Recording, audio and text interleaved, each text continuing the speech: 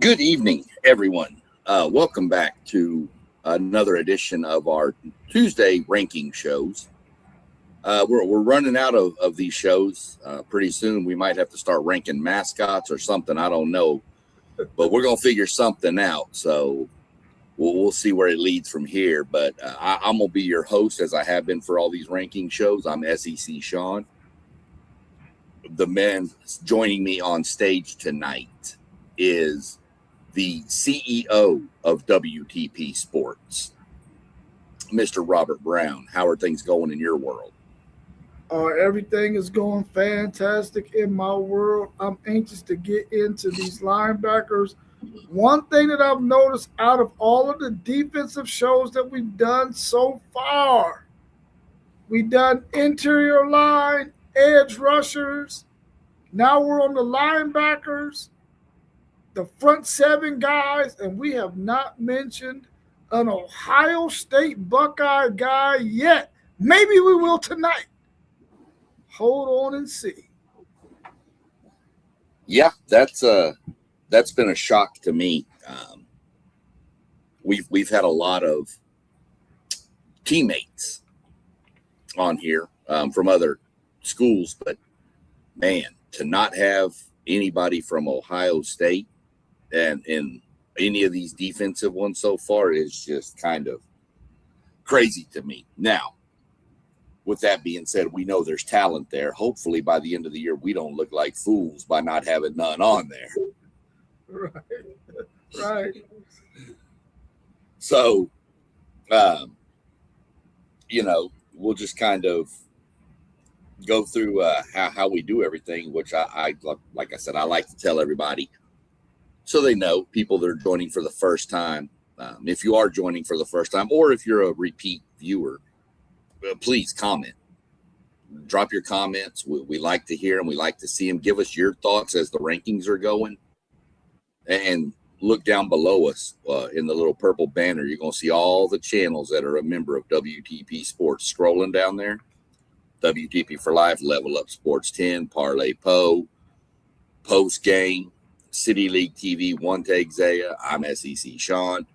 Go like, subscribe, share, hit the notification bell so you'll know when we're going live. Drop your questions, comments, whatever you need to do. We'll discuss them. But how we did our rankings was we take a vote. Well, I'll get into that in 1 second. Let's go welcome in another one of the finest gentlemen ever to talk sports. The COO, in my mind, Mr. Postgame. How are things on your world? Oh man, it is all good, man. I'm just itching for some football, man. I can't wait any longer, man. It needs to happen. But I know we getting closer and closer. We're doing our top 10 linebackers today. I'm excited about this show. How you gentlemen doing tonight? Doing great. Doing great. Rob and I were talking a minute ago about how we find it a little crazy. Get your thoughts on this. That we've done, edge rushers, interior D-line, and now we're doing linebackers.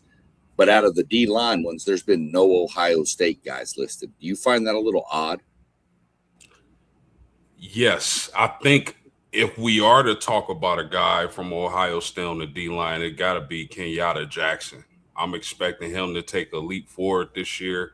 I think he's going to have all the opportunities in the world to make a splash for the Ohio State Buckeyes. For sure. So, as mentioned, how we do this, we have a group of guys on WTP Sports. I mentioned them scrolling. People send in their ranking lists. Whoever's running the show, myself tonight, tabulates it, assigns point values, adds it all up. That's how we get our rankings.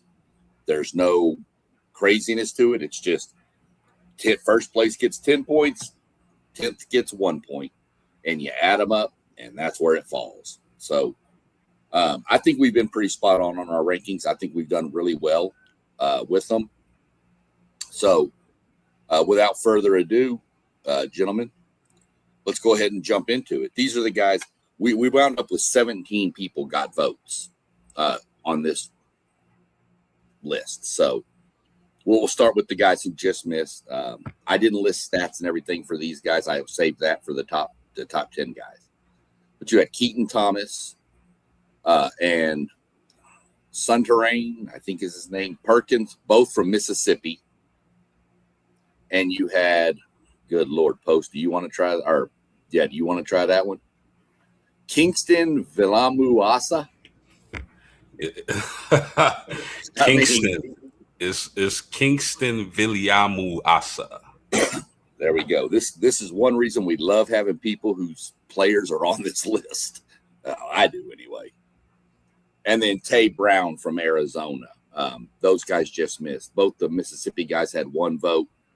Kingston and Tay both got 3 votes in our poll. So I'll let you go first on this post game. Why don't you tell me a little bit about Mr. Kingston?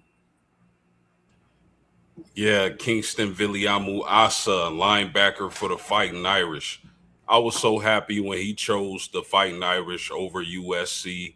This guy is an impact player. And while he's going to start the season off injured, he's getting healthy from an injury he had last season, at the latter part of last season. Notre Dame shouldn't need him for those first couple of games. But here's a guy where you get versatility at the linebacker position, a guy who's really good in coverage, a guy who can rush the passer, a guy who can stuff your running game. This is a really talented linebacker. And a lot of people expect him, whenever he enters the NFL draft, to be a first-round pick. Okay. I know about him. I'm not as schooled as you would have been on him. That's why I wanted to defer to you on him.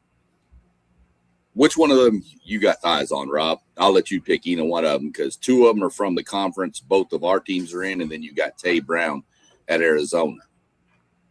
Man, I'm talking about Ty Anthony Smith, the Longhorn, of course.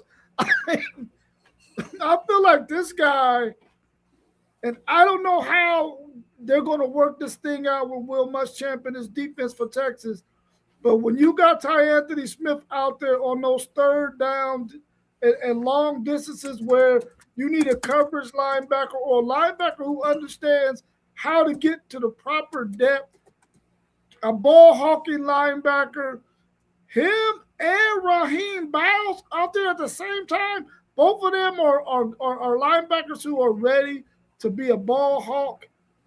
I'm excited to see what Ty Anthony Smith does. A little undersized, not one of those run-stepping guys, but he can get from sideline to sideline, and he's a pretty good coverage guy, like I just mentioned. I'm excited about him. I just wish that he could be on the field all 3 downs. I don't think that's going to be the case for him when you got Raheem Bowles out there too, because both of those guys are undersized. I don't think Texas is going to go with undersized guys too much on 1st and 2nd down, which are typically run downs. Right, for sure. I actually am the only one who voted for Keaton Thomas. I had him with one point. He got 10th place on my ballot. I think Keaton Thomas is going to clean up this year. With Eccles in front of him, I think he's going to have just a clear – the D-line at Ole Miss is going to be really good. And I think Keaton Thomas and Perkins both are going to have just outstanding – the ability is just going to be there for it to open up for him. So, really, really curious to see. I think he's going to have a great season this year due to what's in front of him. And Rob, anybody tuning in, if you can't tell, Rob loves his Longhorns so much that he jumps way ahead in our list to go talk about Ty Anthony Smith, because Rob can't stop talking about Longhorns. Rob almost had to submit his rankings 3 times because he had 9 Texas Longhorns in the top 10. It was insane. It was so crazy. I was like, Rob, come on, man, stop it. Come on. So Homerism at an all-time high over here in Texas Longhorn land. Again, he is not going to dispel the Texas Longhorn ego mantra that is out there. He has it. He's got it, and he's proud of it. So now we'll move into our top 10. We had a tie for 10th with 4 different players. So we have 4 number 10s listed, just because I didn't want to type out 11, 12, 13, 14. So we'll go ahead. Rob, you already mentioned Ty Anthony Smith and talked about him. We can go ahead and let that one go. Post game, you got anything to add on Ty Anthony? Ty Anthony is going to be, I know he's a little bit bigger than Rasheem Biles. So I expect him to make more plays in the run game. I think Rasheem Biles is a playmaker, but we'll get to him later. But I expect Ty Anthony to focus more so on the run for the Longhorns than Biles will. Yeah, Ty Anthony. Kids from Jasper, Texas, little town out in deep East Texas, out near Beaumont, Texas, and just an athletic kid. I mean, the kid can make plays. I really like his game. I know A&M tried to get him really hard, but he wound up sliding over to Texas, so that happens. But that kid has got some super talent. I mean, you look at him, he's 6'1", 215, 60 tackles, 2 sacks, 4 fumbles, 5 for loss, and he played 13 games. So really, really good athlete. I think that's about right for where he needs to fit too in this rankings. I really think he fits right there. We'll start with you post game. Let's go visit where the boy Lane Quitten is down there at LSU. And let's go visit Mr. Whit Weeks. Yeah, I really like Weeks, man. 6'3", 223. Had a short season, dealt with some injuries. I expect him to be fully healthy this season and be a pillar on that defense down in Baton Rouge. If they're gonna have the type of season that they want to have, Whit Weeks has to be healthy and in that lineup and making plays and running that defense. I love Whit Weeks. Yeah, I like him as well. I think his leadership is probably underrated, man. If you look at what he's been able to do at LSU the last 2 years, and last year he was dealing with some injuries, but you still felt his presence on that sideline for this team. He is unmistakably their leader. Nobody else on that defense commands the kind of respect that he does. And I think this year, if he stays healthy, he's going to have some phenomenal numbers. I'm anxious to see him play. I just hope he doesn't play well when they play against my Longhorns in Death Valley. But I'm anxious to see what he does because I really feel like what he puts on tape this year will allow NFL scouts to really see how talented he is as a mean, gritty linebacker for LSU. Yeah, Whit Weeks is a menace. I've used that a few times with some different players, but he just has a nose where the ball is, and he just goes and gets it. I'm pretty sure I have to go look at their roster, but I'm pretty sure his 2 brothers are still there too. I know there was 3 weeks on that team last year. And I thought he was the oldest, but I'd have to look into that. But he's got to stay healthy for LSU's defense to be what LSU wants to be. He has to play a full season and be healthy. So we'll see how it plays out. But yeah, I can remember that kid against A&M for the past couple of years. He's known for 1 good hit or 2 good solid hits to make somebody think twice about getting up. He's just a heat-seeking missile after the ball. So that's Whit Weeks. We'll move on to the first of our 3 people from Ohio to make the list. And that would be 1, Isaiah Jones from Indiana, 6'2", 225 from London, Ohio. 78 tackles, 7 sacks, and 15 and a half tackles for loss. That's a high number. Rob, you got the lead. I like him as well. I think I might have had him on my list somewhere in the top 10. I really like him. I think that whenever you get a guy from a small town in Ohio where pretty much all they do is farm work and play football, you're going to get a tough cookie, man. And I remember playing against some of these players when I was in high school. Whenever we played those small town teams, those guys was always ultra physical, gritty. They understood the scheme. They were film junkies. And I think he's another one of those players. I'm high on him. I'm really high on the linebacker group at Indiana as a whole. And I know I keep saying this, but whenever you play in a Kurt Signetti style or on a team with him, he's going to make sure that you are disciplined and that you stay focused on attention to detail. And I guarantee you, this guy is always going to be where he's supposed to be. So, anybody that's playing Indiana, you better make sure you put a hat on this guy because he's going to be where he needs to be to make the play happen. So, I'm excited about him, and I really think this year he's going to really help improve his stock when it comes to the NFL draft. And he's a guy who could probably play in the league for 5 to 7 to 10 years when he gets that opportunity. Post game.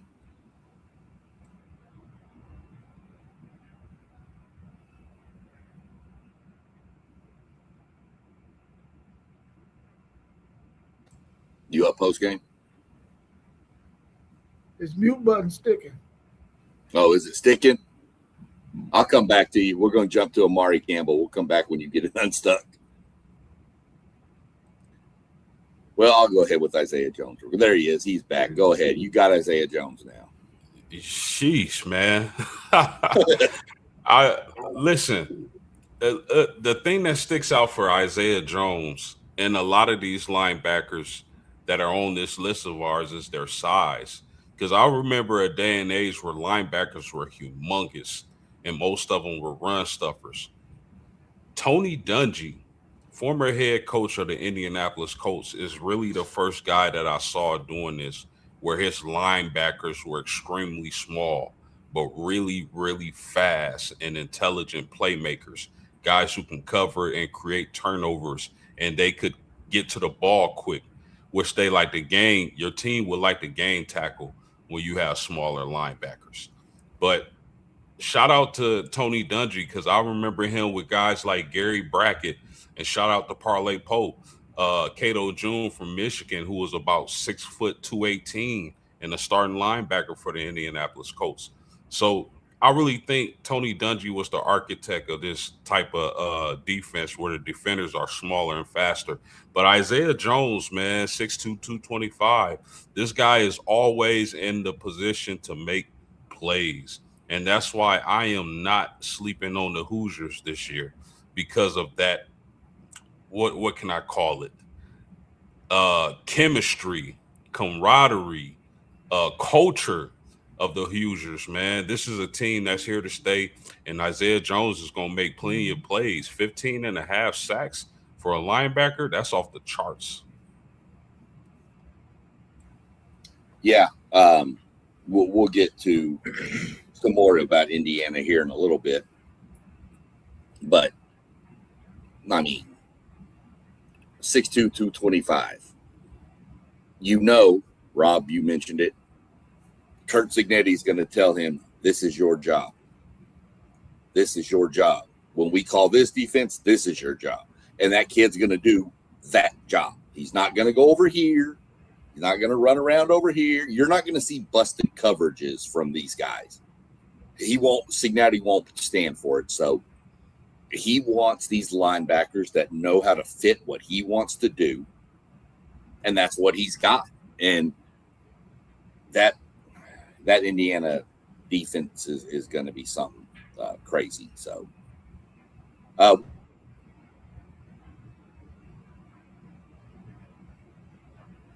move on over to the last tie spot here. So clearly number 10 position. We're going to go with Amari Campbell out of Tennessee. 6 foot 230, 103 tackles, 3 sacks, 1 pass breakup, and a touchdown while at Penn State, followed his defensive coordinator. So got some knowledge with how the system works. I expect Amari Campbell to be pretty good this year, but we'll let you lead it off post game. Yeah, I expect Amari Campbell to be a dude this season. Started his career at North Carolina. Now he's at Tennessee after being at Penn State with Jim Knowles. Extremely productive, man. Over 100 tackles. To me, that's a guy who wants to play football. Anytime you see a linebacker with over 100 tackles, that's a guy that enjoys hitting people. So I expect a big season for Amari Campbell, man. Like I said, he's always around the ball. Follow his defensive coordinator to Tennessee, where he expects to come in and make an immediate impact. I like Amari Campbell. I expect him to keep up that kind of production at Tennessee. Yeah, post game, I totally agree with you. You're talking about a guy who played in the system with his defensive coordinator last year, in his career with 193 tackles, first 2 years in North Carolina, last year at Penn State. He follows his defensive coordinator, Jim Knowles, which to me, I think was the reason why he even went to Tennessee was, listen, I get to go with this guy where I had 103 tackles the year before, and I get an opportunity to learn from him yet another year. And we all say the same things about Jim Knowles. Once you get into year 2 and 3 in his system, you really start clicking. So I expect for this young man to really be balling out this year for Tennessee. He's only 6 foot, but he got the weight on him at 230 to really be a run stuffer in their system. I like him a lot. Like I said earlier, I just don't want him to play well against Texas when Texas comes to Knoxville. But I think he's going to have a really good season. Yeah, I really hope he doesn't play well when they come to Kyle Field. But here nor there. He put up 103 tackles. And let's, be real. Penn State did not have the year they wanted last year. You could tell, not that I hate using the word, that you could see that they kind of quit. They didn't necessarily quit, but they just kind of went through the motions in my mind to finish up the season. This kid didn't. He's like, no, I'm playing. I'd like to sit down and ask him, is he more impressed with the 103 tackles, or was he more happy with the 1 touchdown? Because I'm betting he was happier with the 1 touchdown. Because defensive players, man, they love to get in that end zone. So I'm looking for big things out of Amari Campbell this year. I expect him. Yeah, I would be shocked if he wasn't a captain on that defense, knowing the system. It would shock me that if he wasn't an immediate captain over there. Well, let's jump out to the west side of Texas. And Rob, you got lead here. We're going to go to Austin Romaine. 6'2", 2. Here, getting into your thumpers now post game. We're getting into your big boys. 66 tackles, half a sack, and 1 interception. Stats don't jump off the page, but I think that has to do with some of the system out there at K-State. So, Rob, you got the lead on Mr. The Lettuce Man, as I'm going to call him. Listen, if you come from Kansas State, you a gritty guy, man. I like all Kansas State players, especially the ones who play in that front seven, because they're always gritty guys who understand I got to get in this film room because I might not necessarily have the athleticism of these smaller linebackers, but I'm going to know where I'm supposed to be when I'm supposed to be there. He transferred from Kansas State. Now he's at Texas Tech, And we already know when Texas Tech throw that bag at you and you already in a conference that you're familiar with, you're going to have to take that opportunity. He decides to go to Texas Tech.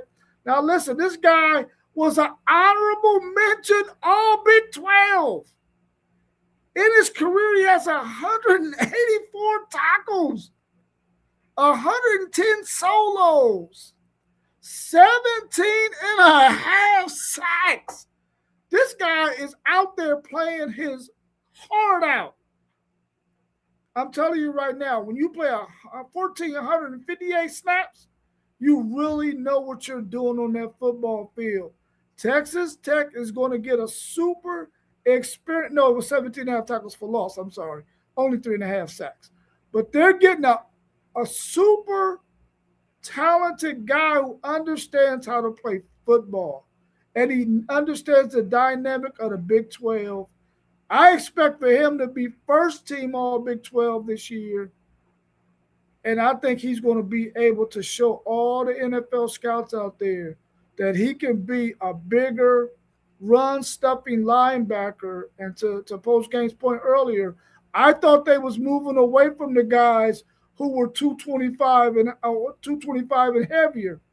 But now those guys are starting to come back because I think they're understanding that we still got to be able to still be able to have those run stuffers, especially on first and second down.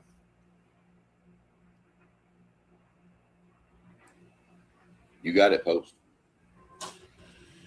Yeah, man. This guy, first of all, Texas Tech's linebacking core is going to be really exciting and really dangerous. They're going to be flying around making a lot of plays in that Big 12 conference this upcoming season. But some things that stand out to me when you talk about Austin Romaine, this is a guy who diagnoses really fast.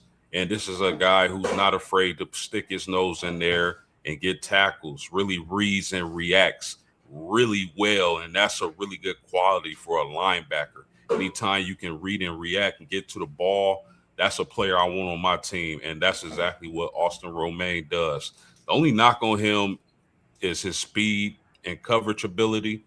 So we'll see how he fares. But as far as IQ, reading and reacting, diagnosing plays, this guy is top of the line. Yeah, that was kind of my concern with Austin was, is he going to be on the field in obvious passing downs, third down and long? Are they going to leave him out there? What are they going to do? Because dropping into coverage is not his strong suit. I mean, he had one interception, but I mean, was that a tipped ball? What was going on there? So that's my main concern with Austin Romaine. Still think he's a hell of a linebacker.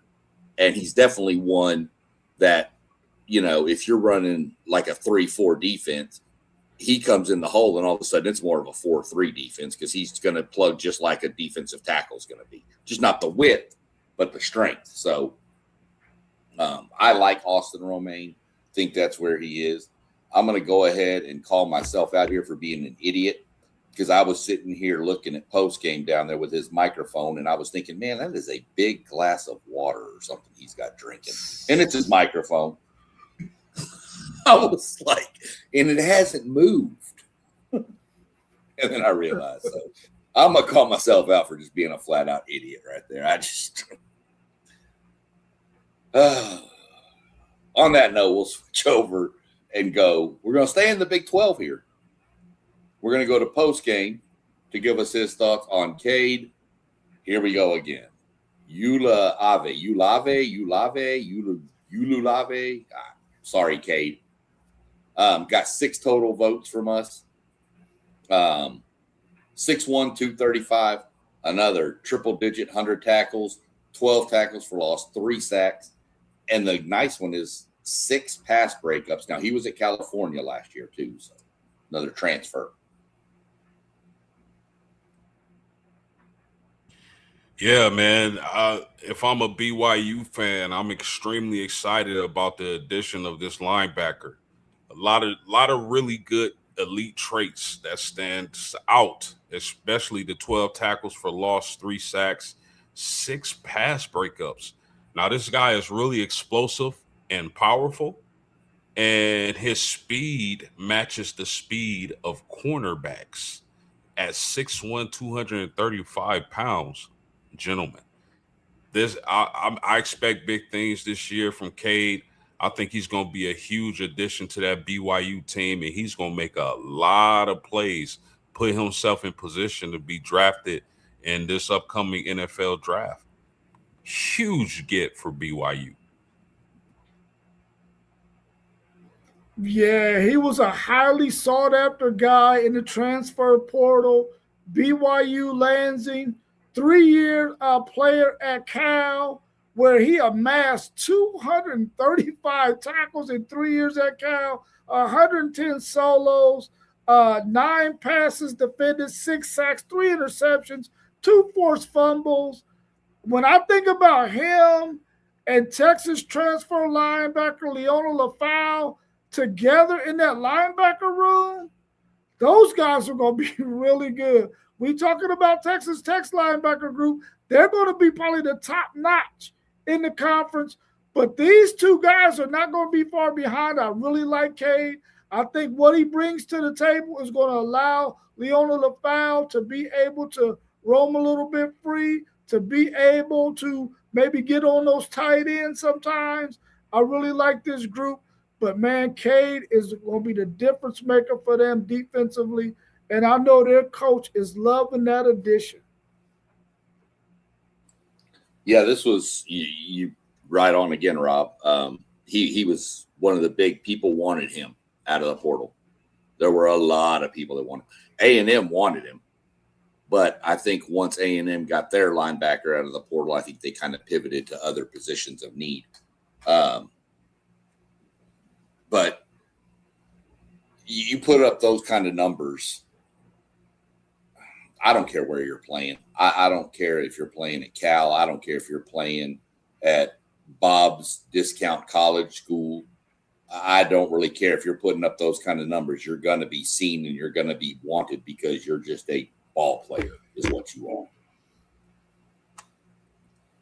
So big. You said it right, Poskin. That's a huge get for BYU because Texas Tech's defense last year is what really won that conference. Let's be realistic. BYU knew they had to match that defense or get their defense better. So big get. Rob, you're going to be up first. We're going to jump in, and I want post-game to go after you, Rob, because believe it or not, this person only was on one ballot, and it was post-game's ballot. I didn't even have him on there, and I'll get to that when I talk about him. But it's Ray Coney, Texas A&M, 7 total votes, 6'3", 240, 129 tackles. 2 sacks, 7 tackles for loss, and a forced fumble at Tulsa. But now he comes into A&M at the SEC. I know you've talked about him, Rob. We were messaging back and forth about him. So let me get your thoughts on what you've seen and then your research stuff from Ray Coney. Man, I wish I would have done a lot more research on him earlier before you and I got to talking. It was because of him that we got to talking this morning. And I probably left him off mine because he had Texas A&M next to his name.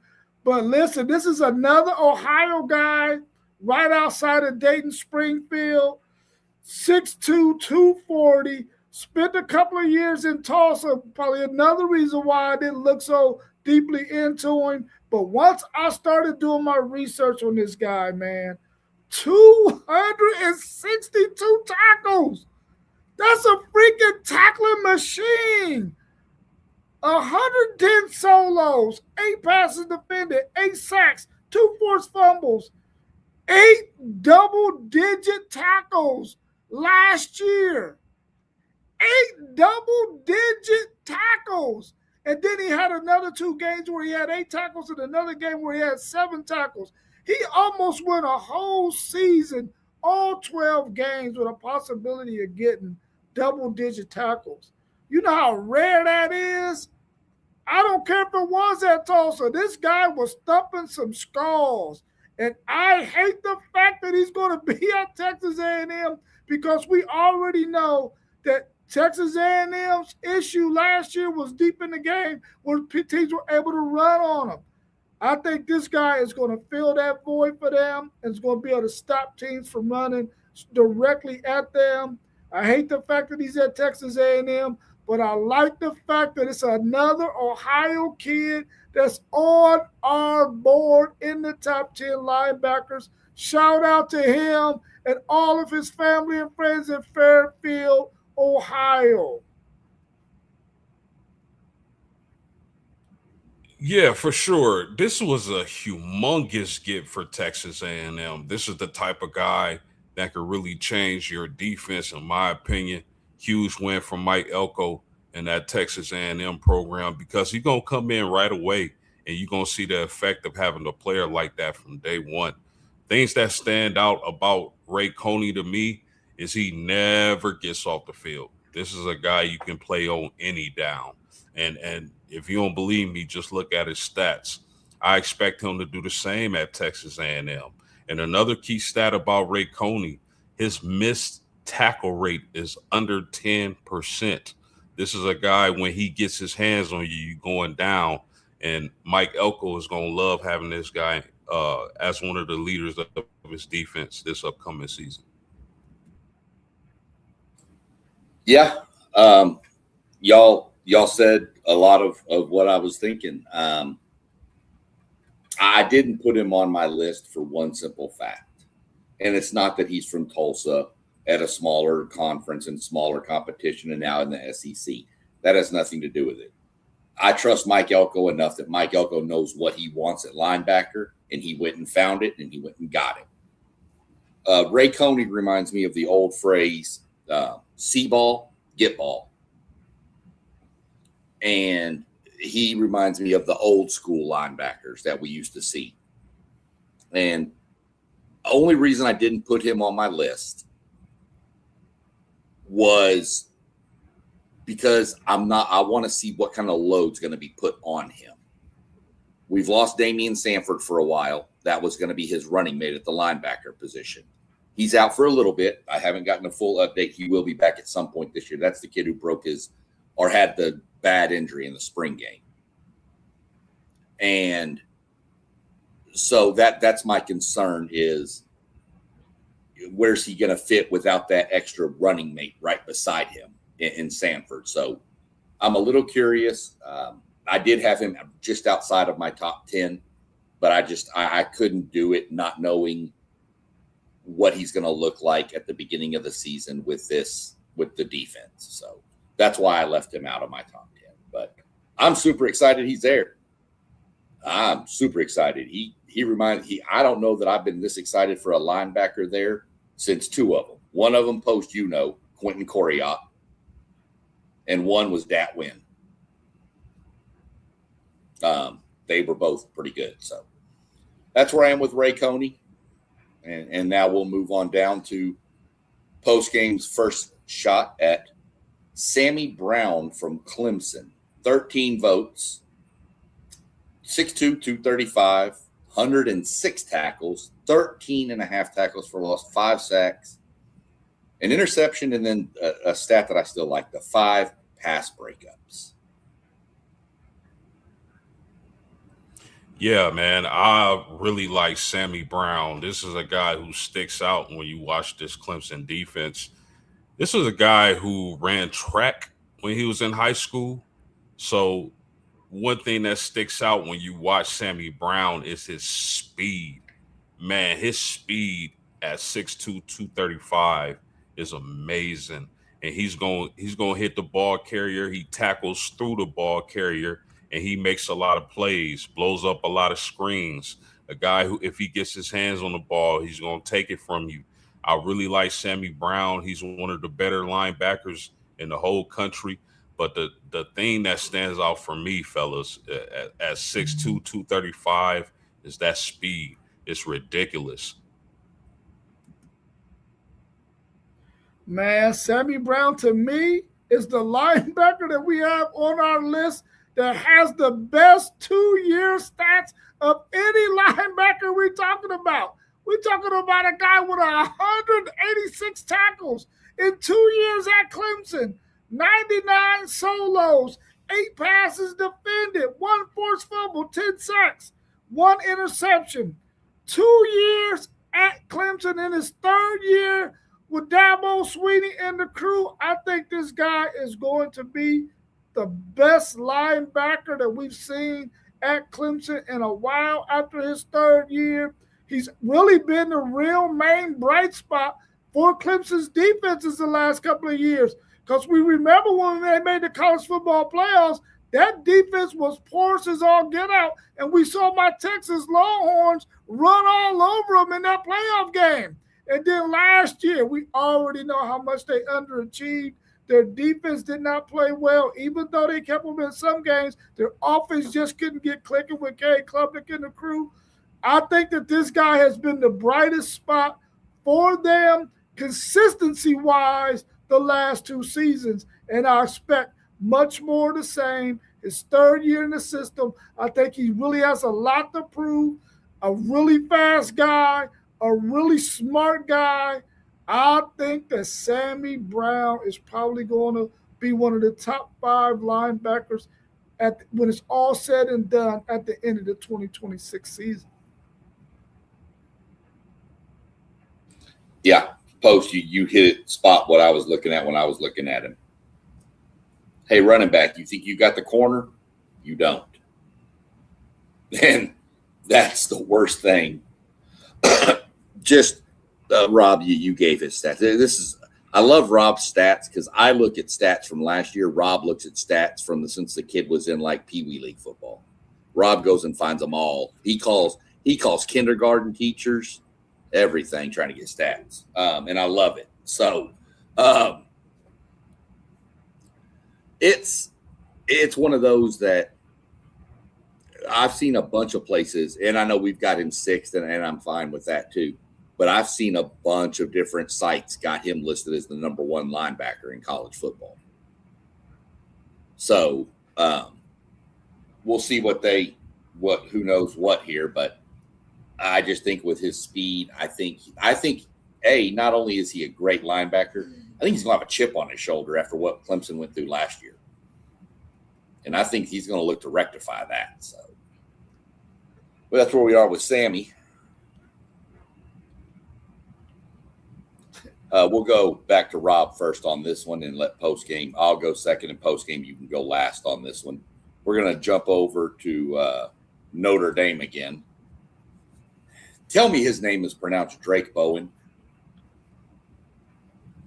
It's Drayeke. Yeah, I wouldn't surprise me. No, it's Drake. I was like, well, there's not even an E on the end of it, so that's a little odd. But I got to leave it up to you post game to try to throw something. So it's all good, brother. It's all good. Yeah. I mean, look at what you're looking at: 6'2", 232, 67 tackles, 4.5 tackles for loss, 3.5 sacks, 4 pass breakup.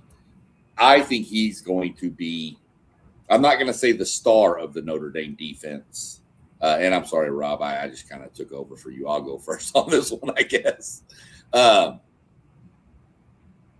I don't think he's not the superstar of this defense. I think we all know that sticks out in a guy I'm sure we're going to talk about next week. But I think he is an integral part of this defense. Remind me your DC again. Post-game, I keep forgetting his name. It slips me. Chris Ash. Right. This is going to be year 2 for him, right?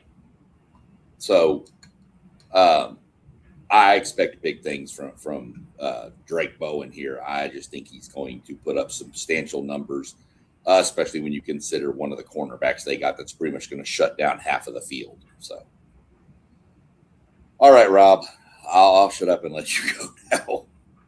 Man, Drake Bowen, what can I say, man? I mean, I think we've mentioned a Notre Dame player at every one of the positions we talked about on defense. And here's yet another one on probably the scariest defense in college football. Here we got Drake Bowen, 6'2", 232, 159 tackles, 81 solos, 4 forced fumbles, 4.5 sacks, 5 pass breakups, a 3-year player here at Notre Dame. Man, listen, you in the same Freeman system. I know Chris Ash is the defensive coordinator, but don't you think for 1 second Marcus Freeman ain't got his hand all up in that defensive coordinator cookie jar? Because he does. And this guy is going to be a balling machine for Notre Dame this season, like he's been the past few seasons. I really feel like this guy is going to be in a position where he got so many talented guys around him that it may look like he might get overshined, but I don't think so, because this guy's stats are going to be off the charts, and you're going to see him on every NFL team's draft board that need a linebacker, because this guy is a really, really good one, and he makes the top 5 on our list.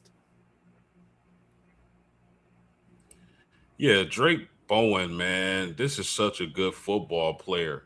Kind of throwback, but with the athleticism at 6'2", 232 pounds. Yes, he has some athleticism to him. I believe he played running back also in high school. So really great player. The captain on the team, he's a team captain voted by his peers. So that tells you what kind of a leader this guy is, this young man is. He can really lay the wood, as we used to say back in the early 2000s. He can really hit you. Watch the Texas A&M game. Lays out Craver. Lays out Marcel Reed. This guy is physical, and he's looking to hurt people. That's what I like about Drake Bowen. His physicality, his leadership skills. He's going to be an integral part of this Notre Dame defense, the leader of the defense. And I'm going to keep it funky. He may not even be the best linebacker on the team, but he's definitely the leader of that defense. And if Notre Dame is going to have the type of season that Marcus Freeman and company is hoping for, Drake Bowen is going to be a huge piece of that, a huge slice of that pie. I love Drake Bowen, top 5 linebacker any day. What number was he? Man, what is was he the one that got beat on the touchdown? I'm not trying to bring it up to be funny, but is he the one? Yes, he got beat the last play by the tight end. If that's one area where I expect improvement, it's in coverage. But against the run, and he has the athleticism to improve there. But yes, you are correct. He did get beat on that touchdown last play. I want to be fair. I'm not bringing that up to throw anything out there. I'm bringing it up because of what you said. Go watch the A&M game. Seriously, y'all, as an A&M guy, that dude was killing us. He was just laying dudes out. Craver, Concepcion. If you were wearing an opposite color jersey of him, he was trying to take your head off, for lack of a better term. And he damn near did a couple times. So, dude, he was brutal. So, yeah, definitely watch out for him. And keep your head on a swivel if you're a ball carrier, because that dude's coming. We'll jump right back to you post-game. We're going to jump to Xavier Atkins out of Auburn, came in with 19 total points. He's going to be a junior, by the way, this year. Here's your undersized 6'2", 210. 84 tackles, 17 tackles for loss, 9 sacks, 2 forced fumbles, and an interception. We're going to eliminate that last stat. It was not 1 interception. We're just going to eliminate that because that actually happened against A&M. Yes, sir. Xavier Atkins. This is a kid. Oh, my goodness. I love watching him play. Started his career at LSU, wanted a chance to play, goes to Auburn, and look at the stats he has. His speed and athleticism really jumps out to you when you watch him play football. At 6 foot, 210 pounds, he's always around the ball. And you can use him. The versatility is there. You can use him in so many different ways, getting after the quarterback, He hangs around that line of scrimmage for a guy that's small. But this is the new age of football. The athleticism, the speed, the awareness. Man, Xavier Atkins is all that and some, or like we used to say back in the day, all that in a bag of chips. Auburn, I mean, they got to be so thankful for that kid to come and play for them because he's really a freak, and his speed and athleticism. I would say out of the top 10, he's either one or two when you talk about pure speed. This guy's a playmaker, and I think he's going to have a hell of a year for the Tigers. Yeah, I really like Xavier Atkins, smart guy, understood. Listen, I can't get on this field for LSU. Let me go to another SEC team where they may not have as many bodies on their team. I can get on this field and ball out. Like we said earlier, 84 tackles. He did have that one interception against A&M, and he took that thing back 73 yards. He almost scored a touchdown. He didn't quite get there, but for a linebacker to be able to get an interception on the other side of the field inside their own 20 and take it all the way back to the other side of the field to put his team in scoring position, that shows that this guy has some speed. He can get sideline to sideline a little smaller. I think they want to put a little bit more girth on him so that he can be able to become more of a run stopper. But when you need a guy that can get sideline to sideline, can guard a tight end, could possibly even go out there and bump a slot receiver to let him do whatever he need to do after that, this guy is ideal for that.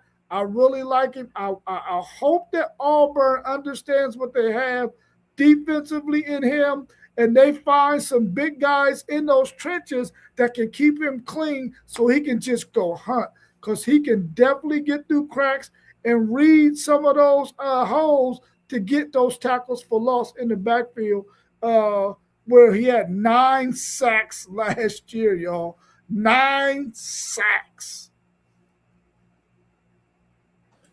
Yeah. To put it in perspective, when you talk about it, Rob, he picks off the pass and he's gone. And it's not like our receivers were on deep go routes. Craver was right there, and he just turned. And it took Craver all the way to like the 2-yard line to hawk this guy down. Mario Craver's fast. So that tells you how fast this linebacker was moving. So he's an insane athlete. I actually put him second on my list just because I saw the athleticism up close and personal last year. And, I mean, when you watched Auburn last year, when they needed somebody to make a play, it was either Keldrick Falk, who's in the NFL now, or Xavier Atkins. And Auburn had a really good defense last year, too. Let's not forget. They just couldn't score. So this guy is going to be a problem for a lot of teams. And I think Golish is going to love having him sitting back there in his defense, just pretty much playing where he needs to go and getting where he needs to be. So Xavier Atkins comes in at number 4 on our list. Jump to number 3. We'll go post-game, me, and then you, Rob. We're going to talk about the third and final member of the Ohio trio on this list, who some of us on this did not even know this guy was from Ohio. We're not going to mention any names for who didn't know, Rob. Okay? No names are going to be mentioned, Rob. So, post-game, jump off with Mr. Rasheem Biles, the Texas Longhorns, 6'1", 220, 100 tackles, 17 tackles for loss, 4.5 sacks, 4 pass breakups, and 2 interceptions at Pittsburgh last year. Well, Rob, I thought he was the smaller of the 2 linebackers at Texas, but he looks to be the biggest one, and he's also extremely small for a linebacker. Doesn't matter. He makes up for his size with his speed and athleticism. And just look at his stats, folks. Over 100 tackles, 17 for loss, 4.5 sacks, 2 interceptions. This guy is a playmaker who's going to make a lot of plays for the Longhorns this upcoming season. always around the line of scrimmage, always hunting down quarterbacks, always disrupting that run game. I talked about Tony Dungy back in the early 2000s, bringing those small linebackers to the table where everybody thought he was nuts because they would get ran all over. But that's the name of the game nowadays. These smaller guys are what they essentially did was make safeties linebackers. This guy is elite. I love watching Rasheem Biles play. I got to see him at Pittsburgh last year. I think he'll be a big part of that Texas Longhorn defense this upcoming season. I love him. Athleticism off the charts. Yeah, Rasheem Biles he was probably the crown jewel of the linebackers in the transfer portal. Let's just be realistic here. Him being in Texas was a total shock. And I think it was a total shock to everybody, including Longhorn fans, if we're going to be real about this. I think everybody expected him to wind up right here in Columbus at Ohio State. I really honestly believe that. Texas did what Texas does. Not going to say they bought their players. I'm not going to say that stuff. I'm tired of that mantra about, oh, well, they just do a – you know what? That's the name of the game right now. So do what you got to do. Texas did what it took to get him. Insanely talented guy. Undersized, you're right, a little bit. That's the only thing I'd say that would be a leaning concern is the wear of the big offensive lineman getting down on him throughout a game. But I don't think that's going to be a problem. This guy looks built to handle that. I hope he has at least one bad game this year. One really, really, really bad game. And I hope it's at the end of the season, right after Thanksgiving. And that's the only time I wish him to have a bad game. But, I think y'all got a definite blue chip sitting right there at linebacker right now. So, and that's just another member of that Texas defense, which that Texas defense is pretty nasty, y'all. So I'll let you go give us your down low on Mr. Biles.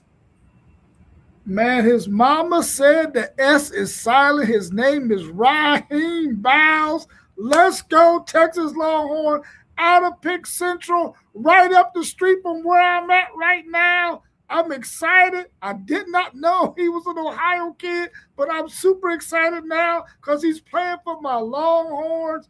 Man, check this out. 183 tackles, 87 solos, 9 passes defended. Now, this is not a misprint or misstatement.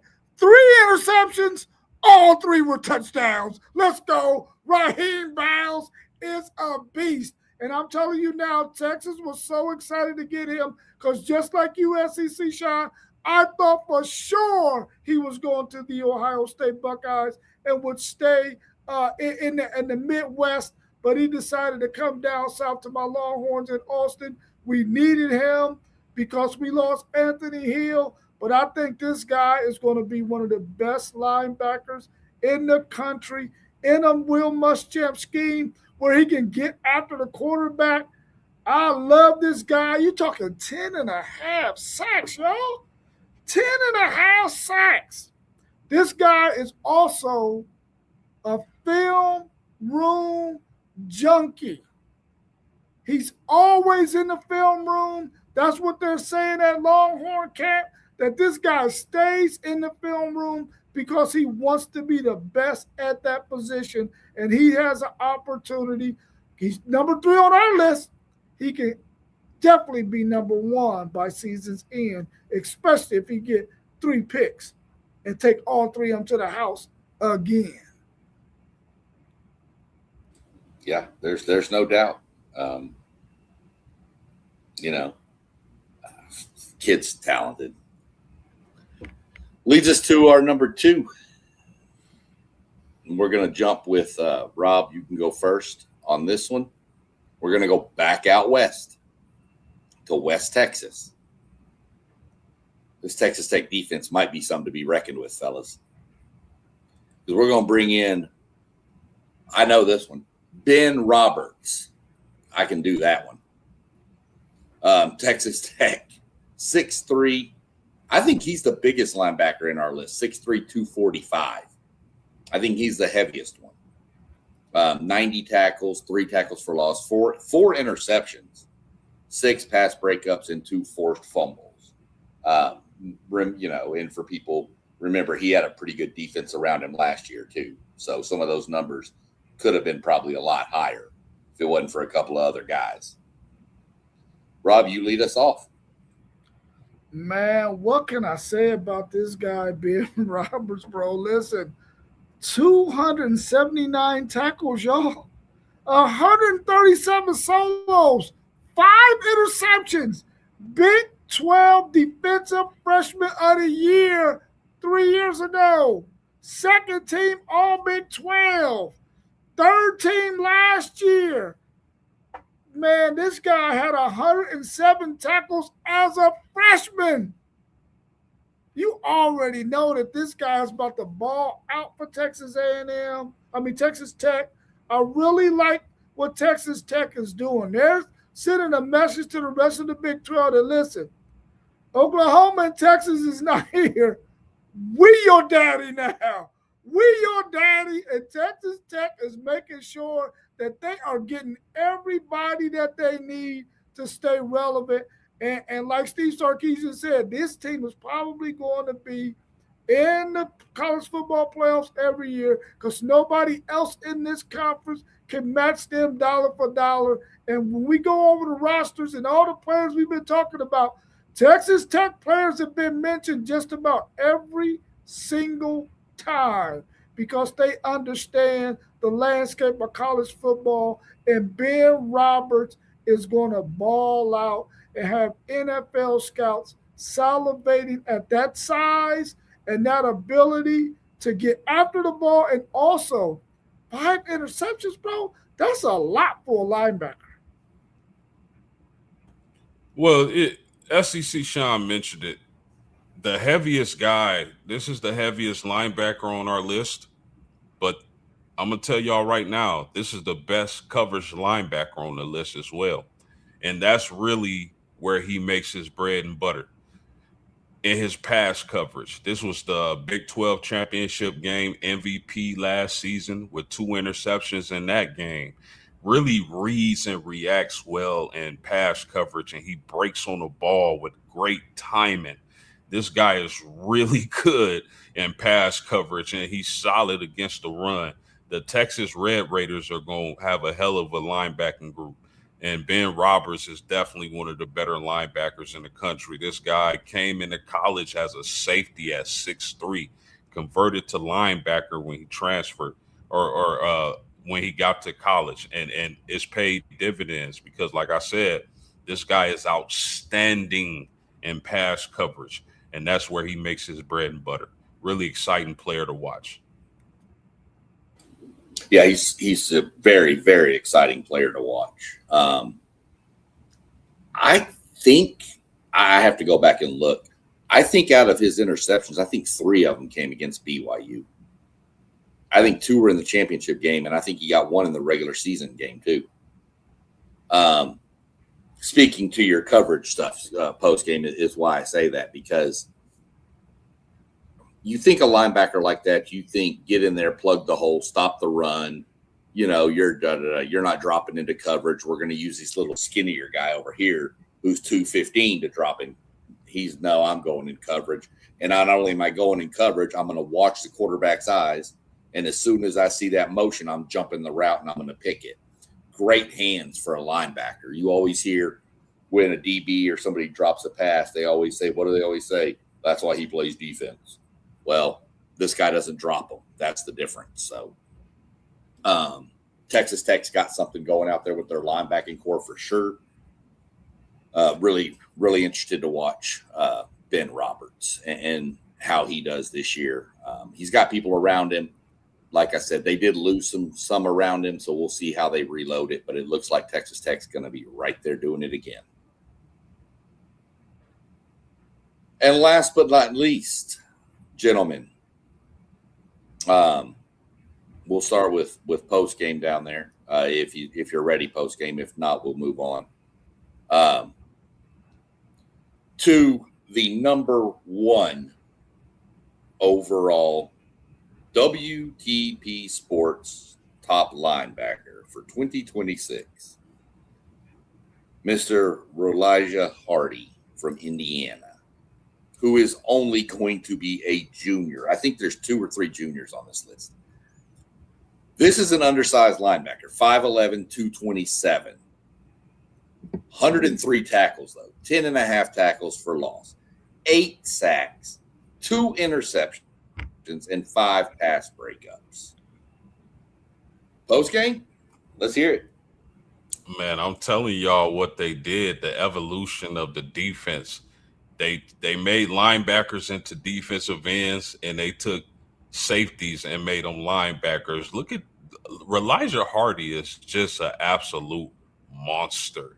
This guy wreaked havoc and terror on the Big Ten last year with these kind of stats: 103 tackles, 10.5 for loss, 8.5 sacks. They were lining this guy up all over the line of scrimmage, and he was making plays for the Hoosiers. He is going to be another big slice of that pie if Coach Cignetti is going to be successful again this season. This guy, to me, is the best player on that team, the best player on that defense, the best linebacker they have. When a guy has stats like this, it just screams out versatility, and a guy who's extremely athletic and fast and wants to hit people. Again, anybody with those type of numbers wants to hit people, wants to make plays. This was a huge big part of that team success for the Hoosiers. I love Elijah Hardy. Easily could be the best linebacker in the country for the upcoming season.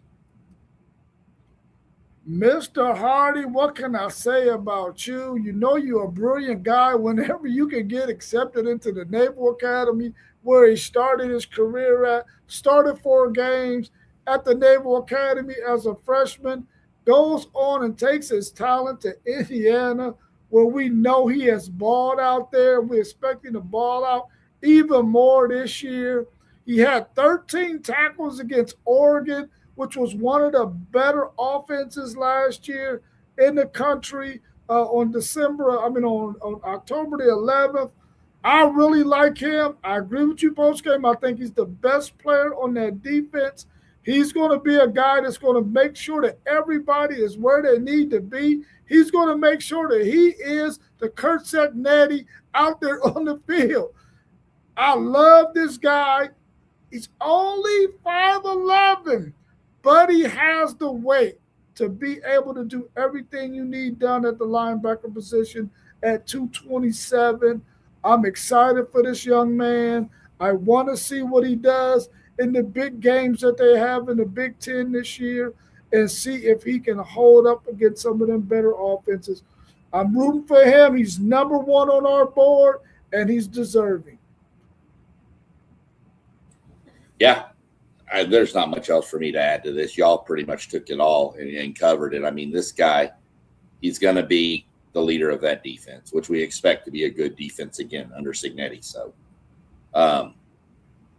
I think he might even benefit from being 5'11" with the size of offensive lineman and defensive lineman. Now maybe he just hides and just waits. He's like the coyote trying to get the roadrunner, except he gets the roadrunner when he comes through the hole. So I really think that could have something to do with it, is he kind of gets lost in the mix because people overlook him, so just part of it. So there's our top 10 guys in the chat, ladies in the chat, anybody in the chat. Who do we miss? Y'all got anybody else we missed? Any more linebackers out there in college football that we know is going to shine? I'm quite sure Georgia probably got a guy. I'm quite sure Alabama probably has a guy. Right off the top of my head, I don't know their names, but I'm quite sure they got some dudes. Yeah, no doubt about that. This is a really tough list to handicap 10 players with, man. There are a lot of freakish athletes at the linebacker position. A lot of guys across college football that are making a lot of plays at linebacker. Oh, yeah. 100%. I mean, you looked, it was just from our votes, we had 17. We couldn't narrow it down to 10. Everybody from 17 to 1 got a vote. And, I'm going to be honest, if we'd have had more ballots come in, we probably would have been up to 20, to be honest. But the only name I'd say to keep an eye out for that would have been on my list had he been healthy was Damian Sanford from A&M. That kid is an electric freak at the linebacker position. But because of the injury, I couldn't justifiably put him on this list. But that'd be one I'd say that I would add if I was going to add one. Anything else in the comments? No. I saw people asking about Auburn. I saw you got that post with your sleeper pick. Closing thoughts. Anything to add? Anything you want to talk about? Anything? Let's get this question. Liam said he had a question for us regarding linebackers. Go ahead, Liam. Oh, okay. Go ahead.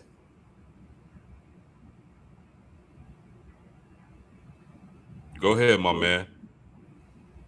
He said he wanted to ask you, Yeah. SEC. Come on. Let's go.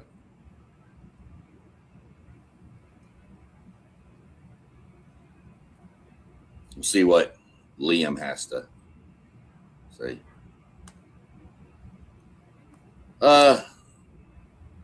That's the be all end all question, Liam.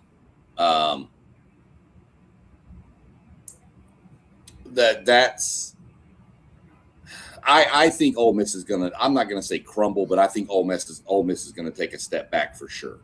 I think losing Kiffin and Charlie Weiss Jr. is going to hurt that offense more than people are leading on right now.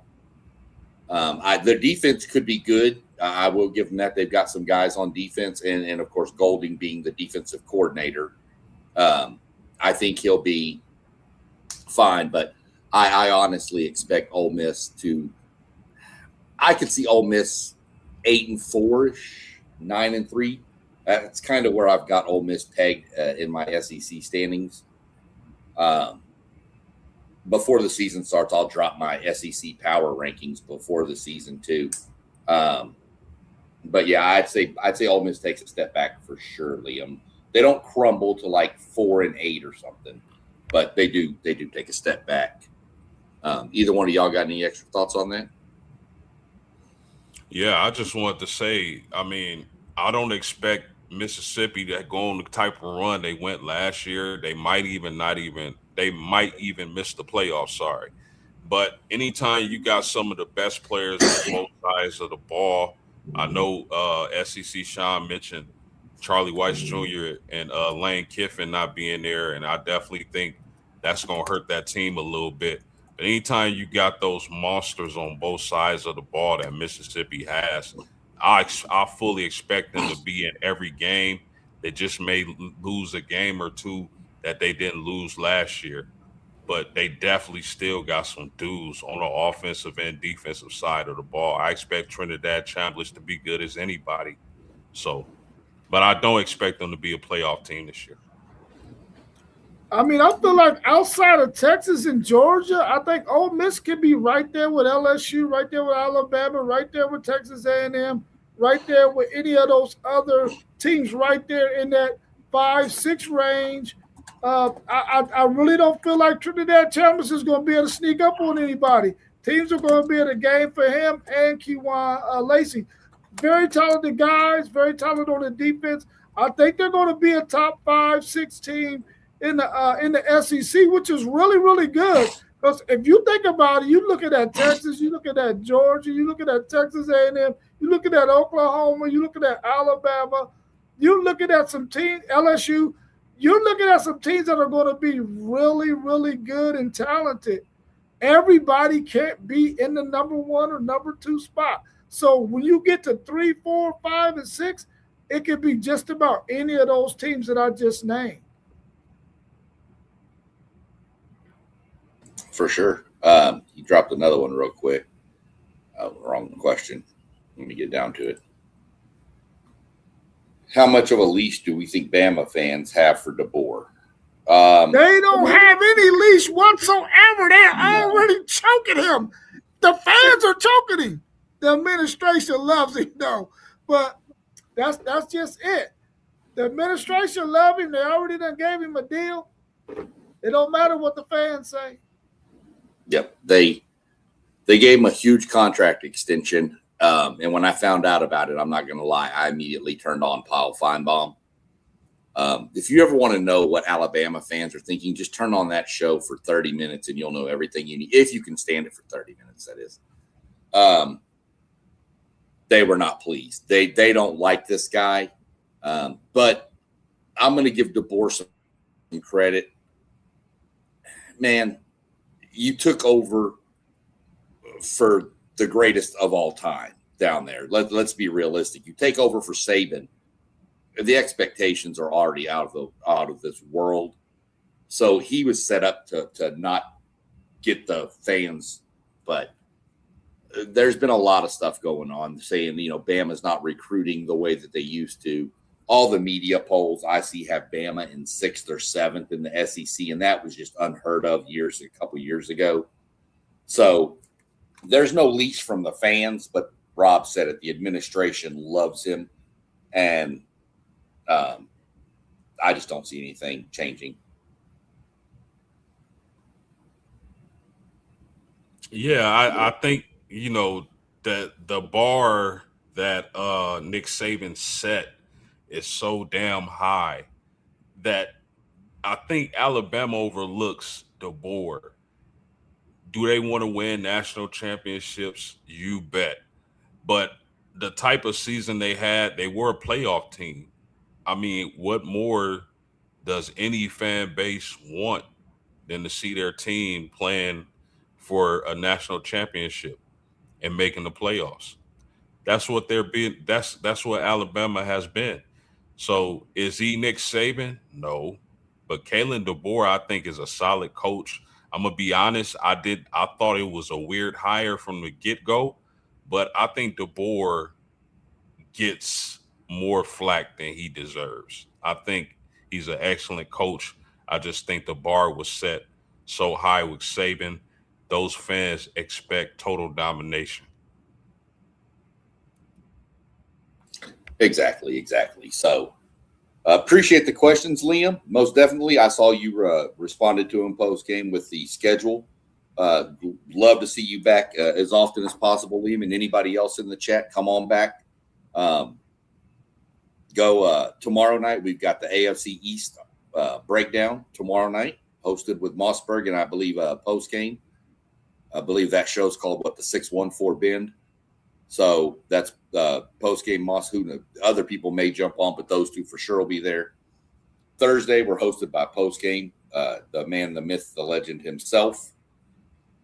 Don't know what we're talking about this Thursday. I guess we're going to find out. Any thoughts yet?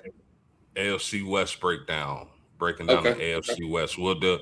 I know Mossberg was planning on doing the East tomorrow night, and then Thursday night we'll cap off the AFC with the AFC West division. Okay. And then, Mondays and Fridays are kind of open shows for us. I do some NASCAR stuff. Mossberg does some conversation stuff. I will say this Friday, we are starting our Texas high school football series. Me and my buddy Doug, we're going to start breaking down Class 1A and 2A in Texas and work our way all the way up to the big 6A schools. So we're going to start that this Friday. And then Saturday and Sunday, Rob's got control, and who knows what's going to go on those days.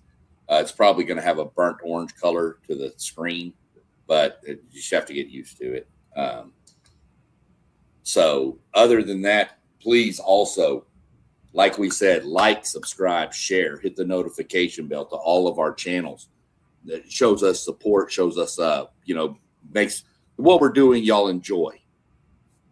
Go to our website, WTPSportsDudes.com. Email there. There's an About Us section. Leave your emails with questions, comments, topics, whatever you want. We'll take care of them.